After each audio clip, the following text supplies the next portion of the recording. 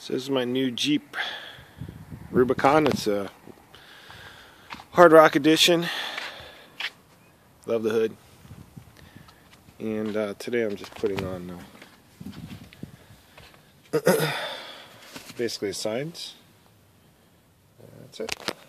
So that's before. That's interesting because looks like the rubber from the doors, which I'll show on the other side, actually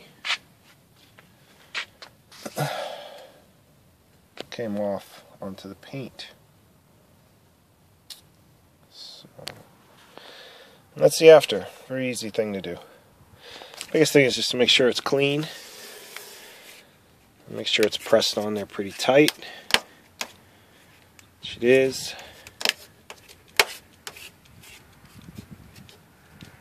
And that's really all there is to it. And then this probably the door itself will see the rest of it. So this is pretty much what it looks like before you clean it. And this car only has about 500 miles on it. I've only had it actually a week. Put a lot of miles on in a week. But you can see the dirt. And it's been raining pretty much every day, so it's got a little more dirt than usual. So then I'll show it after it's clean. So that's it when it's cleaned. And then just applying alcohol. I'll give you some alcohol strips with it, so just apply that. So that's done. And we'll do the back one. I'll show the back one too. Let's see how dirty that is.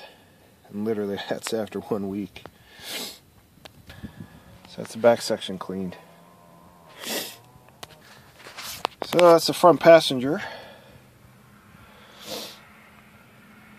See how that looks? Looks pretty good. Fit here I would prefer to be a little bit better.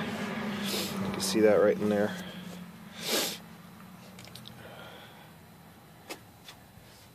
And that's good. Good.